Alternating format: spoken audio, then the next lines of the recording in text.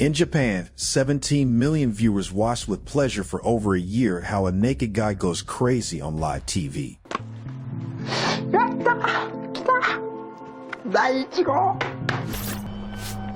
Japanese TV shows are well known for their extreme tests on people. Participants are often put in serious physical and psychological danger to entertain the audience. The most eccentric Japanese TV show of all time is rightfully called Susunu Denpa Shonen, which means do not proceed. Crazy Youth was aired on TV from the late 90s to the early 2000s. Its participants voluntarily risked their lives, struggling for survival on live TV. The pinnacle of absurdity on Susunu Denpa Shonen was a segment called Prize Marathon. For this part, the producers randomly chose a novice comedian named Tamaki Hamatsu. It was totally random, and they even called the guy Lucky. When Tamaki arrived for the casting, he had no idea what kind of inhumane attraction he was getting into. For the next 15 months, he would become the subject of humiliation and ridicule. Have you ever dreamed of being a TV show participant? Write your answers in the comments. Right after the casting, they blindfolded Tamaki and brought him to an unknown location.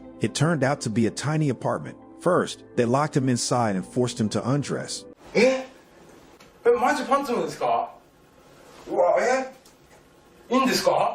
Tomoaki was surprised but followed their instructions. From then on, no one called him by his name. They gave him the nickname Nasubi, which means eggplant. And just to make sure the viewers don't forget, they censored him with an eggplant. Only after that, they told Nasubi that he would be part of an unusual experiment. The thing is, in the late 90s, various lotteries and prize draws were very popular in Japan. You could win practically anything, even a vacation trip. So Nasubi had to find out if it's possible to survive solely on prizes from these lotteries. He was locked in an apartment with no food, clothes, and the only household appliance was a stove in the kitchen. Nasubi had to win everything necessary for his survival by filling out special coupons in these lotteries. He was promised that the experiment would end once the total value of the items he won reached 1 million yen, or about $9,000 at that time's exchange rate. Nasubi had no choice but to accept this challenge. As from that moment on, everyone ignored his personal wishes. Cameras were installed all over the apartment for 24/7 surveillance of Nasubi, and the game began. The guy couldn't believe that this was actually happening and begged to be released.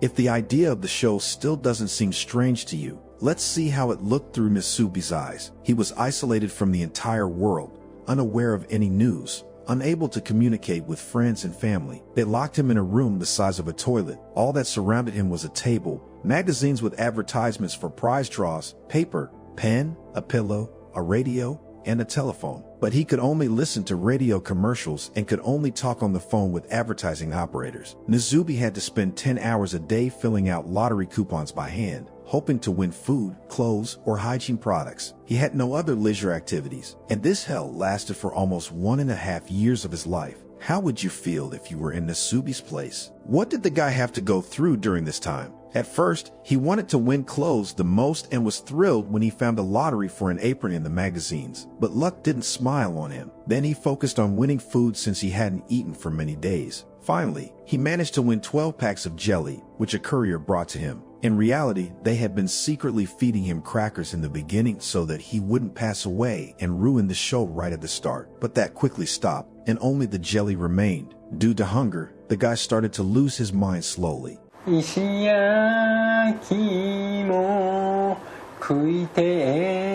the end of the month, Nasubi miraculously won a pack of rice. However, the guy couldn't cook it because he only had chopsticks as kitchenware. But Nasubi wanted to eat so badly that he consumed the rice raw, and he was happy even with that. Then the poor guy began to show ingenuity. He put a handful of rice in a jelly bag, added water, and placed it next to the stove. Miraculously, the rice cooked this way, so Nasubi had his first decent meal, if you could call it that, because there was very little rice, and it was unsalted. Despite that, the young man felt happy about it. After that, the show's producers thought that Nasubi was living too luxuriously and decided to torment him. A courier arrived with hot ramen with pork. The courier vividly described the dish, made sure Nasubi smelled it, and then said he needed to pay 1,700 yen. Of course, the guy had no money, so the courier apologized for the mistake in the address and left. They also teased Nasubi on the phone. knowing that he was eagerly waiting for a call to confirm his lottery win. They would call him for no reason. The dispatcher would either hang up or offer English courses. Despite everything, Nasubi, being the comedian, tried to play along with such mockery cheerfully, but the producers were not satisfied with that. Every time,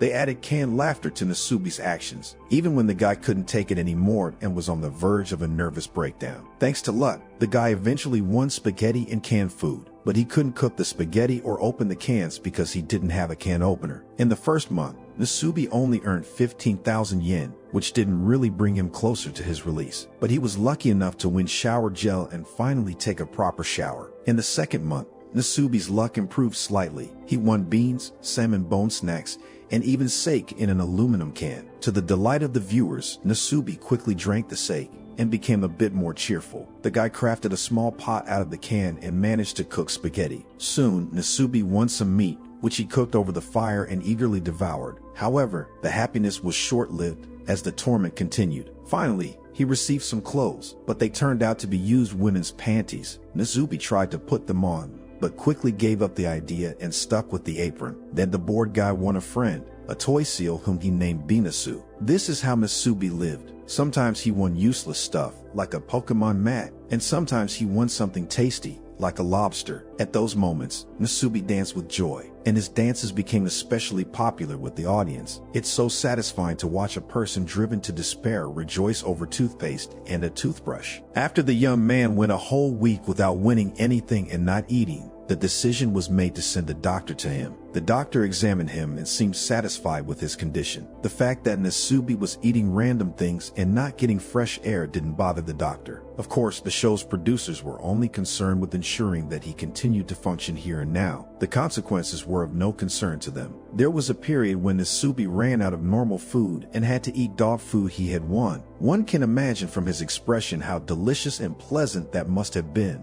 Interestingly, Nasubi kept a personal diary. However, the young man had no idea that his diary was secretly taken every night, photocopied, and his private thoughts were shown to all the viewers of the show. Of course, he would have been against it if he had known, but the producers considered Nasubi their property and never asked for his consent. As the show became increasingly popular, the media somehow discovered Nasubi's apartment. To prevent journalists from getting to him, the production crew once woke him up in the middle of the night. They put a mask and headphones on him and brought him to a new apartment. They presented it to Nasubi as if the new location would bring him luck, and his suffering continued in this new setting. Setting aside the ethical aspect, the show was brilliant, if only for being a paradise for advertisements. Nasubi constantly showcased unboxing and eagerly ate food from specific brands. The show's creators made huge profits from him, while their expenses were limited to renting an apartment, a couple of cameras, microphones, and a minimal crew. It is horrifying that all this was based on human suffering. When Nasubi moved to the new apartment, his life began to be recorded on a digital camera. The footage was immediately sent to a computer and then uploaded to the internet. Thus, Nasubi's torment was broadcasted in real time, and millions of viewers were thrilled. However,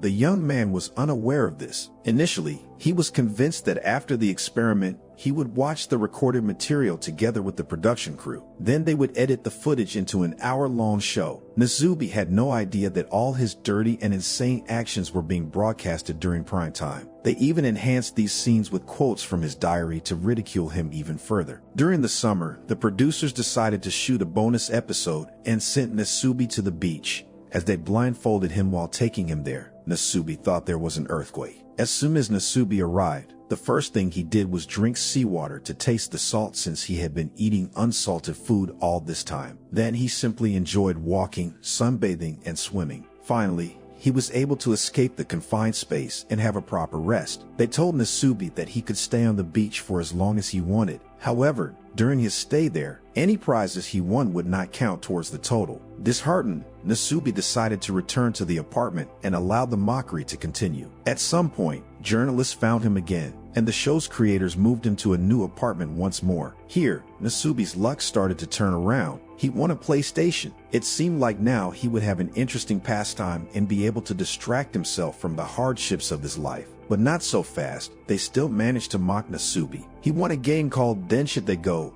a train simulator where a virtual train runs on virtual tracks, and nothing else happens. Nevertheless, Nasubi was genuinely happy and played this mediocre game for 4 consecutive days. Then, he remembered about the discipline and returned to filling out lottery forms. In the 11th month of captivity, Nasubi was finally given a frying pan to cook. Until then, he had been cooking rice in a sake bottle or eating dog food. Soon, Nasubi had an incredibly lucky break and won expensive car tires. They were entirely useless in his daily life, but were worth a lot of money. Thanks to these tires, Nasubi finally reached 1 million yen. However, he had no clue about it because he didn't know the real value of the items he had won. All this time, he remained unaware how close he was to winning and being set free. And so, his suffering came to an end. But the show's creators decided not to just congratulate him and let him go. No, they burst into Nasubi's place in the middle of the night with firecrackers and scared the hell out of him.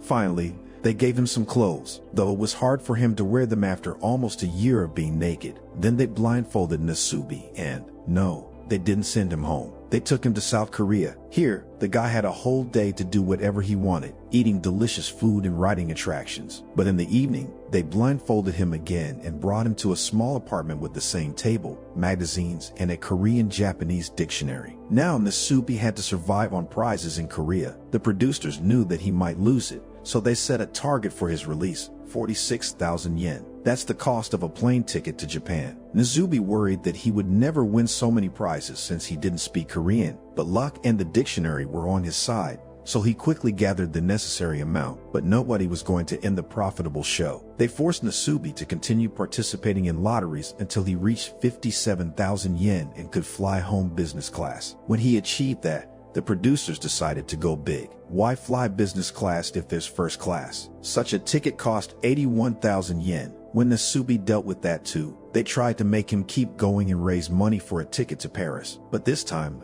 the guy rebelled for the first time. He begged the producers to let him go. By that time, Nasubi's nails had grown so much that he couldn't write anymore. The show's creators finally considered it a convincing argument and sent him back to Japan. He flew on the plane blindfolded, and when they removed the blindfold, Nasubi found himself in his familiar tiny apartment with the magazines. Desperate, Nasubi instinctively undressed completely and sat at the table. But it was just a prank. The walls of the room fell, and Nasubi found himself on a soundstage with thousands of viewers in the audience. He was terrified and tried to hide his nudity, but the show's creators didn't stop there. The host immediately told him the truth about being shown on live TV and how millions of viewers enjoyed his suffering. His face was on magazine covers, and copies of his diary were sold and became bestsellers. Nasubi was shocked by these revelations, but didn't try to cause a scandal. That's how this disgusting yet terribly popular show ended. Nasubi got paid a humorous amount for his participation, nothing compared to what the producers earned from him. They invited him to various shows, but every time they laughed at him and saw him only as a dumb naked freak. Nasubi didn't appreciate it, and at the end his TV career didn't work out. It took the guy an entire year to recover. It was tough for him to wear clothes, leave the house, and talk to people, but Nasubi overcame himself, and after some time, he even obtained several decent roles in movies. Then he opened a theater school and founded a charitable foundation in his hometown of Fukushima. Recently, he displayed his unwavering willpower again by climbing Mount Everest. Nasubi found the strength to live an interesting life and help others. The kind-hearted man even forgave the creators of that hellish show when they reluctantly apologized to him a decade later. That's how this horrifying story came to an end, and thankfully, Nasubi's life goes on. Personally, the scariest aspect to me is not the cruelty of the producers or Nasubi's compliance, but the insane popularity of the show. After all, it regularly had 17 million viewers. They laughed at the guy, enjoyed his eccentric antics, and ecstatically watched his sufferings without any attempt to intervene. The realization of this is genuinely frightening. And what do you think? Why do people like such shows? Would you want to watch something similar in live broadcast? Share your thoughts in the comments.